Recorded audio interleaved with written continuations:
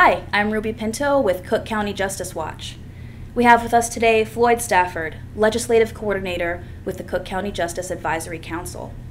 Floyd brings a unique and much-needed perspective to this work, and today we have the chance to speak with him about what he hopes to accomplish in his new position. Thank you so much for joining us today, Floyd. Thank you. Glad to be here, Ruby. So I wanted to start, can you just tell us where you grew up? Yeah, sure. So I grew up on the west side of Chicago in Austin neighborhood. So I've been a lifelong resident, pretty much for all of my life. What was it like growing up in the Austin neighborhood? Growing up in the Austin neighborhood, so I'm a what could be best described as a border kid. I border on Austin Boulevard, so Oak Park. It's like right across the street. My family did get me involved in a lot of activities and social life in Oak Park. However, being in the west side of Chicago, there was a lot of good things, but there were a lack of resources. A lack of, a high unemployment rate, things of that nature. And then since when the mid-'80s happened, there was like a drug explosion, crack, cocaine, and the lifestyle and the deterioration of the communities as a result. And how did that impact you specifically? That impacted me greatly. I saw friends, get shot. I lost a couple friends. A lot of people were going to jail. Me, myself, I got involved in the street lifestyle, and that ended up, taking me down a negative path as well. At what age did you become involved in the criminal justice system? So I got involved in the criminal justice system at the age of 37. So pretty late in life, I guess you could say. It was a result of years of a street lifestyle, and in a sense, it was a intervention for me because I was not living a productive life, and I was a burden on my community and my family as well. So at that point, you entered the Cook County Jail's pre-release center, correct? Yes. Can you tell me about what that was like? Sure. So the Cook County Jail Pre-Release Center, or Division 14 as it can be referred to as, it was a good place in regards to individuals who may have been charged with a nonviolent drug offense, such as myself, could receive treatment, education on the negative effects of drug selling and drug using and that whole lifestyle. And it wasn't as a confined community, meaning that there were not bars physically. Although we had to follow the rules and regulations such as being in jail, but it did give me an opportunity personally to be removed from a chaotic environment to an environment where I could at least gather myself and begin to incorporate pro-social activities into my life. Were you able to develop some meaningful relationships while you were there? Yeah, I was able to develop meaningful relationships with staff. At the time, Gateway they were going through a transition. HRDI and Gateway were the treatment providers. So there were staff that they could identify with things that I had went through in my life, were able to give me good guidance, advice. Also, there were peers. So there were a positive peer group that kind of established, which led to the beginnings of an organization called the Alumni Association, which I'm co-founder of. Excellent. What has your experience been like since leaving the jail? Oh, my experience since leaving the jail has been great. I've been on a very high trajectory in life. I've been able to matriculate through school, and I've actually, just in June, I graduated with my master's degree from University of Chicago, majoring in social work. I've been able to restore myself in regards to how I'm viewed in the community, where I once was a burden and now I'm a positive figure. I've been able to reintegrate myself into the family. So I'm a father, a son, and I've also, been able to make an impact, in my own professional and personal identity, which has boosted my self-esteem and self-efficacy and all those good things. Was there a specific moment that was kind of a turning point for you? Yeah. So I guess, yeah, period. Would I would have to say, which I'll just preface with the time that I did spend in the pre-release center of Cook County. No, I really feel that individuals like me who were vulnerable because of the experiences I had been through, I don't feel that jail time is a substitute for treatment or other much needed services for individuals. However, I find the case that in disadvantaged communities like Austin, individuals who may need another type of help often get funneled through the Cook County jail system. But with that being said, I was removed from a chaotic type of lifestyle, and during that 3-month period in Division 14 where I completed their program, that I would have to say would have been like the watershed, seminal moment where I was able to, gather myself, get my thoughts together, really formulate a plan for the rest of my life. Do you see the rest of the Cook County justice system echoing that model, or is that kind of a exclusive experience that people in that division have? I think that's a great question, Ruby. I would have to say that it is exclusive from my point of view. So, for example, there's a waiting list to if individuals would want that type of diversionary programming and treatment.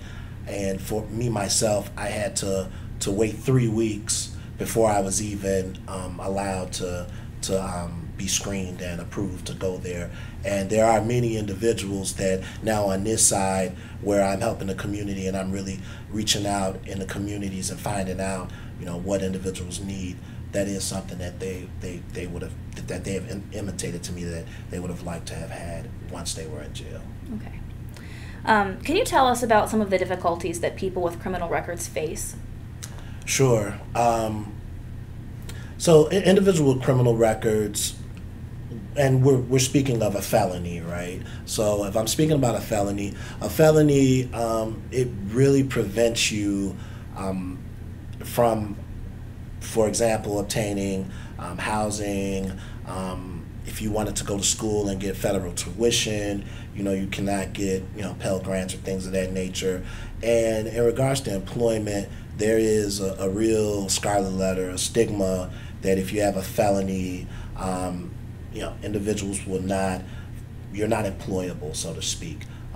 What this, it's commonly referred to as collateral consequences, and that it has deleterious effects in regards to individuals that may be involved in the child support system. You're not able to, get employment. Oftentimes judges are not aware of these consequences, which I think is a barrier. But yeah, so those are pretty much the barriers that I could talk about as far as like an individual and how they communicate with systems and the environment. But then there's also having a felony internally, right? So how do I internalize having a felony? Do I see myself as less than? Am I marginalizing myself from potential opportunities? And that kind of gets at the core of the work that I like to do is, number one, by informing individuals, by advocating for them, that although you have a criminal record, there's ways that you still can integrate into society, be a productive member of society, and also you can have opportunities for jobs, opportunities for housing, and you can move on in a positive manner in your life. It's going to take some work for sure, but I believe that anything worth having is going to take a lot of work. What are some of the projects that you've been involved in that challenge these barriers? So I've been involved in work with, I'll highlight 2 organizations. One is the Alumni Association, which I co-founded, as I spoke about earlier, It's a positive support network for the formerly incarcerated. The Alumni Association, we have what you call support groups. Individuals, if you have a record, if you're, you can come, you can receive, psychosocial support, educational support, housing referrals. All of these are, they started out being of an informal nature. Like, I did my internship in an agency, or I know a lot of agencies, so if someone said they had a need, I pretty much just like call and try to help tie, the individual with the resources and support that they need. In its 5th year, it's turned into much more than that. Families of the incarcerated, they're able to come in, and we try to have, family gatherings, networking, support, things of that nature. Another great organization that I like to speak about is Project FORCE. FORCE stands for Fight and Overcome Records and Create Equality, and that's an initiative of the Community Renewal Society.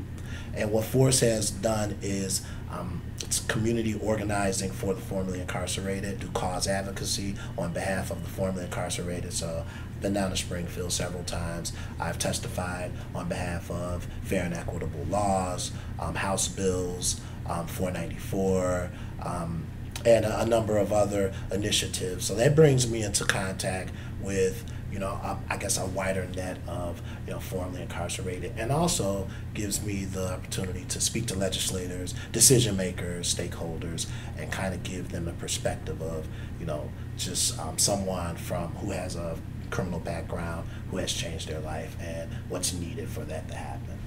Excellent. So you have recently been hired as the legislative coordinator with the Cook County Justice Advisory Council. Congratulations. Yes, thank you. What is this position, and what do you hope to achieve during your time here? The legislative coordinator position, it is a position where I would be getting information from what's going on in Springfield, what's going on municipal, city, state, federal levels, and in regards to policies for public safety, for criminal justice, and I would be able to relay that information to the Justice Advisory Council and recommendations, things of that nature. So it's part of it is information gathering. Another part is being a person that can go out into the community, that can speak to churches or different stakeholders and let them know what the Justice Advisory Council and Madam President Toni Preckwinkle is doing on these issues. And there's probably other things which I'm not quite knowing yet, but I look forward to that too. How do you feel about entering and working with a legislature that's dominated by Governor Rauner right now? I feel that, Governor Rauner, he really needs to hear from people like me. He needs to hear from the formerly incarcerated. He needs to hear from people with criminal records who are not able to access, the levers to pull themselves out of poverty. Typically, I know Republicans, social programming kind of goes down, if not away. And sure enough, so far, that's been the case in the state of Illinois. I'm not happy about that, so I really feel the need to, enter those spaces, to be able to let him and his supporters know, what's going on with the formerly incarcerated, and that, we're people who's definitely paid our debt to society, and we deserve a second chance, and we deserve all the support to be able to have quality lives. Excellent. Do you have any final words you want to share?